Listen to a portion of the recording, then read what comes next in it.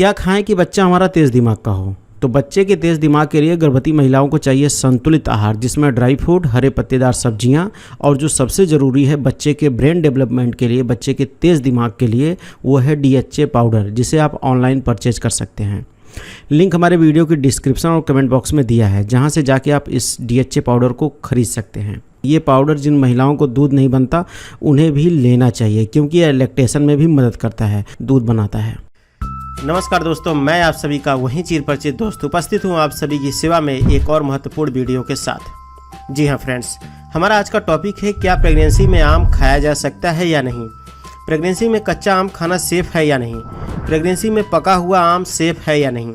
जानेंगे कुछ ऐसे ही सवालों का जवाब।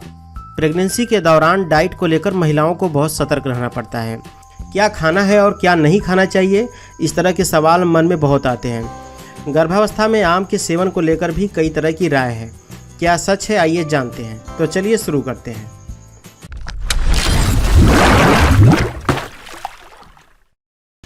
प्रेगनेंसी में आम खाना पूरी तरह से सुरक्षित है, पर संतुलित मात्रा में ही खाएं। कुछ लोगों का मानना है कि प्रेगनेंसी में आम खाने से शरीर का तापमान यानी टेम्परेचर बढ़ जाता है, लेकिन बता दें कि इस बात का कोई भी प्रमाण नहीं है, इसका कोई भी पुख्ता प्रमाण नहीं है। बस ध्यान रखें, रासायनिक रूप से पके हुए आम का सेवन ना करें।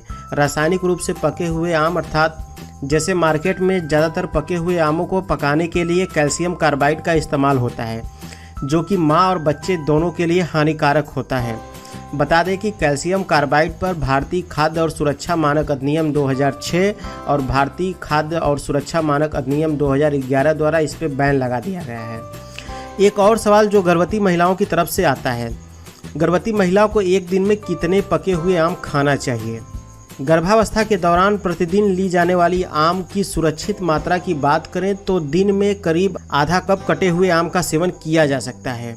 वहीं सबकी गर्भावस्था एक जैसी नहीं होती, तो इस दौरान आम खाने की मात्रा में बदलाव हो सकता है। गर्भावस्था के दौरान आम का सेवन कब करना चाहिए, किस महीने से शुरू करना चाहिए, आइए इसे जानते हैं। गर्भावस्था में आम खाने के सही समय की बात करें तो विशेषज्ञों के मुताबिक पहली और तीसरी तिमाही में आम खाने के अधिक फायदे मिलते हैं। वहीं संपूर्ण गर्भावस्था के दौरान लिए जाने वाले आहार से संबंधित डाइट चार्ट में डाइटिशियन आम को शामिल करते हैं। इस आधार पर यह कहा जा सकता है कि संपूर्ण गर्भावस्था में आम का संतुलित मात्रा में सेवन किया जा सकता है। हालांकि आम एक मौसमी फल है जो कि हर समय नहीं मिलता। आम के पोषक मूल्यों की बात करें तो आम में कई जरूरी मिनरल, विटामिन, फाइबर और फैटी एसिड जैसे तत्व पाए जाते हैं, जो कि एक गर्भवती महिला के लिए आवश्यक माना गया है। वहीं 100 ग्राम आम की मात्रा में करीब 55 से 60 किलो कैलोरी ऊर्जा मौजूद होती है, जो कि इस दौरान काफ़ी हद तक महिला में ऊर्जा की कमी को पूरा कर सकती है। बता दें कि प्रेगनेंसी के आखिरी 3 महीनों में महिला को ज़्यादा कैलोरी की ज़रूरत होती है और आम में भरपूर मात्रा में कैलोरी पाई जाती है। यह गर्भवती महिला के ज़रूरतों को पूरा कर सकता है। यही नहीं, यह गर्भवती महिलाओं में होने वाले मॉर्निंग सिकनेस को भी दूर करता है। फलों के राजा आम में iron, vitamin C, vitamin A, vitamin B6, potassium और फोलिक एसिड भी भरपूर मात्रा में पाई जाती है। और फोलिक एसिड और आयरन गर्भवती महिलाओं के लिए कितना ज़रूरी होता है, आप इस बात से अंदाज़ा लगा सकते हैं कि महिला जब प्रेग्नेंट हुई होती है तब से लेकर बच्चे की डिलीवरी तक डेली 1 गोली आयरन और फोलिक एसिड का दिया जाता है। इस तरह से देखा जाए तो आम में आयरन भी मौजूद होता है और फोलिक एसिड भी भरपूर मात्रा में होता है, जो गर्भवती महिला और उसके पेट में पल रहे बच्चे दोनों के लिए न सिर्फ फायदेमंद है बल्कि अति आवश्यक भी है। बता दें कि भ्रूण अर्थात बच्चे के विकास के लिए फोलिक एसिड बेहद ही जरूरी है। फोलिक एसिड भ्रूण के विकास में सहायक होता है। यही नहीं, इसके इस्तेमाल से बच्चे में न्यूरल ट्यूब डिफेक्ट होने का खतरा भी कम हो जाता है। आइए जान लेते हैं गर्भावस्था में आम खाने के कुछ फायदों के बारे में। एनीमिया से बचाव करता है। एनीमिया अर्थात हीमोग्लोबिन की कमी का खतरा गर्भवती महिलाओं में बनी रहती है। हीमोग्लोबिन की कमी आयरन की कमी के कारण होता है। आम में प्रचुर मात्रा में आयरन मौजूद होता है। पाचन करे सुधार। जी हाँ दोस्तों, आम फाइबर का भी एक अच्छा स्रोत है। डाइटरी फाइबर की मौजूदगी के कारण ये पाचन में सुधार करने में भी काफ़ी हद तक मदद कर सकता है। वहीं ये कब्ज की समस्या से भी राहत दिलाने में मदद करता है। ऐसे में यह कहना गलत नहीं होगा कि गर्भावस्था के दौरान होने वाली कब्ज की समस्या को दूर करने के लिए आम लाभकारी साबित हो सकता है। इसके अलावा आम ऑक्सीडेंट से होता है भरपूर। जी हाँ फ्रेंड्स, आम में अच्छी मात्रा में विटामिन सी मौजूद होता है। विटामिन सी एक बेहतरीन ऑक्सीडेंट है जो भ्रूण के विकास में सहायक है और समय से पूर्व जन्म की आशंका को दूर करने में मदद कर सकता है। इसलिए आम के बारे में कहा जाता है कि आम खाने से 9 महीने से पहले प्रसव से भी सुरक्षा मिलती है। जी हाँ फ्रेंड्स, आम है मैग्नीशियम का अच्छा स्रोत। विशेषज्ञों के मुताबिक गर्भावस्था में अन्य जरूरी पोषक तत्वों के साथ मैग्नीशियम भी बहुत आवश्यक होता है। यह भ्रूण के विकास में आने वाली अवरोधों को दूर करने में मदद कर सकता है। साथ ही गर्भावस्था के दौरान रक्तचाप विकार जैसे प्रीक्लैम्सिया से बचाव करने में सहायक है। आम खाने से शिशु के दांत और हड्डियों का विकास होता है। जी हाँ फ्रेंड्स, आम में कार्बोहाइड्रेट भी अच्छी मात्रा में होती है, जिससे अगर गर्भवती महिला का वजन कम है तो उसे बढ़ाया जा सकता है। आइए अब जानते हैं कुछ सावधानियां और आम के नुकसान। ऐसी गर्भवती महिलाएं जिन्हें पहले से शुगर की शिकायत है, उन्हें आम का सेवन नहीं करना चाहिए क्योंकि इससे शुगर और बढ़ सकता है। कई बार देखा गया है गर्भावस्था के दौरान महिलाओं में मधुमेह की शिकायत हो जाती है। ऐसे में उन्हें आम का सेवन नहीं करना चाहिए। हालांकि आम का ग्लाइसेमिक इंडेक्स मध्यम है, लेकिन अधिक मात्रा में सेवन गर्भावस्था में डायबिटीज़ का खतरा पैदा कर सकता है या उसे और बढ़ा सकता है, जिसकी वजह से अर्ली प्रेगनेंसी का खतरा होता है। गर्भावस्था में जो डायबिटीज़ या शुगर होता है उसे जेस्टेशनल डायबिटीज़ बोला जाता है। ये खास तरह का डायबिटीज़ होता है जो सिर्फ गर्भावस्था में होता है, जिसे जेस्टेशनल डायबिटीज़ बोला जाता है और यह जेस्टेशनल डायबिटीज़ किसी भी महिला को हो सकता है। जेस्टेशनल डायबिटीज़ का मुख्य कारण हार्मोनल डिसबैलेंस और चेंजेस है। जी हाँ फ्रेंड्स, जैसा कि आप सभी को पता होगा कि गर्भावस्था के दौरान बहुत सारे हार्मोनल चेंजेस होते हैं। यही कारण है कि डॉक्टर हीमोग्लोबिन की जांच के अलावा शुगर की भी जांच करते रहते हैं ड्यूरिंग प्रेगनेंसी, और इसी आधार पर आपको डाइट फूड भी सजेस्ट किया जाता है।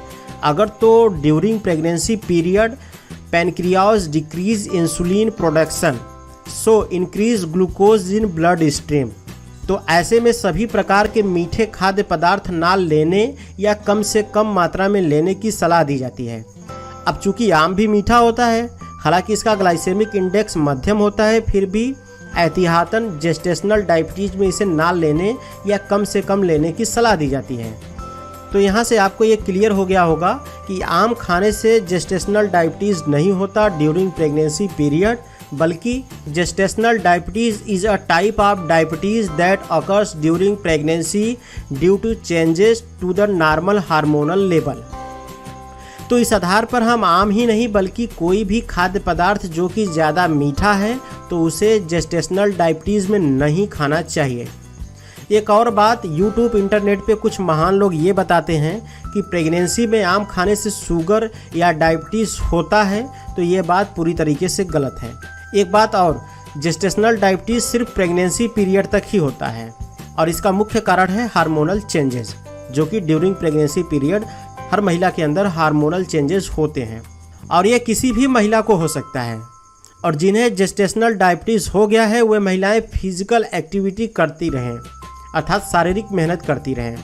ऐसा नहीं कि कोई भी शारीरिक मेहनत करें। प्रेगनेंसी में जो शारीरिक मेहनत बच्चे और माँ दोनों के लिए सेफ हो वही शारीरिक मेहनत करें। इससे जेस्टेशनल डायबिटीज़ कंट्रोल में रहता है। नोट, जेस्टेशनल डायबिटीज़ भी एक कारण होता है अर्ली प्रेगनेंसी का, अर्थात समय से पहले बच्चा पैदा होना। इसको आप ध्यान रख लें। जेस्टेशनल डायबिटीज़ भी एक कारण होता है अर्ली प्रेगनेंसी का और यही कारण है कि डॉक्टर समय समय पर हीमोग्लोबिन की जांच के अलावा शुगर की भी जांच करते रहते हैं। इसलिए ब्लड ग्लूकोज की जांच बीच बीच में ज़रूर कराती रहें। आइए फ्रेंड्स, आम के कुछ और नुकसान और कमियों के बारे में जान लेते हैं ड्यूरिंग प्रेगनेंसी पीरियड। जी हाँ दोस्तों, अधिक मात्रा में आम खाने से डायरिया होने का खतरा होता है। आम से एलर्जी होने की स्थिति में कुछ महिलाओं को त्वचा पर खुजली और सूजन की समस्या हो सकती है। आम में कार्बोहाइड्रेट की मात्रा अधिक पाई जाती है, इसलिए इसका अधिक सेवन गर्भावस्था में वजन बढ़ाने का कारण बन सकता है, यानी ओवरवेट भी हो सकती हैं आप, तो ज़्यादा सेवन नहीं करना चाहिए। एक और सवाल जो अक्सर कमेंट बॉक्स में हमसे पूछा गया है, क्या गर्भावस्था में कच्चे आम का सेवन करना चाहिए या करना सेफ है या नहीं। तो जैसा कि हमने वीडियो में पहले ही बता दिया है कि आम गर्भावस्था में सुरक्षित है, बशर्ते उसे संतुलित मात्रा में लिया जाए। तो कच्चे आम की अधिक मात्रा लेने पर एसिडिटी की समस्या हो सकती है। दूसरा एक और सवाल जो अक्सर आप लोगों की तरफ से पूछा गया है कि क्या गर्भावस्था में आम का अचार खाना चाहिए। तो बता दें कि गर्भावस्था के दौरान महिलाओं में अचार खाने की इच्छा होती है, लेकिन अत्यधिक तेल और मसाले होने के कारण इसे खाने से महिलाओं को बचना चाहिए। तो असल प्रॉब्लम तेल और मसाले से है। दरअसल तेल और मसाला शरीर में जाने के बाद काफ़ी मात्रा में हीट जनरेट करता है, जो कि बच्चे के लिए काफ़ी हानिकारक हो सकता है। आइए अब जानते हैं कैसे जाने आम प्राकृतिक रूप से पका हुआ है या कृत्रिम रूप से। आम पर भूरे, सफ़ेद या काले रंग के पाउडर की परत, ये पहला निशानी है। इसके अलावा लहसुन की तरह गंध आना, बाहर से पका हुआ लगना लेकिन अंदर से ठोस और कच्चा होना, बेस्वाद या खाने के बाद मुंह में अजीब सा स्वाद रहना।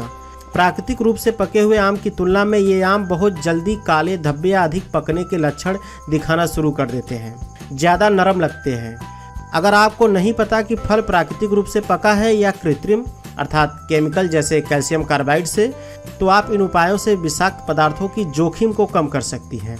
जैसे फल को अच्छे से धोएं, छिलके मुंह में न लें, धोने के बाद आम को खाने से पहले छीलें, छिलके पर सीधा अंदर की तरफ लगे हुए गूदे को न खाएं, यानी छिलके को मुंह में ना लें। तो फ्रेंड्स, आज की इस वीडियो में बस इतना ही। मिलते हैं अगले वीडियो में, तब तक के लिए नमस्कार।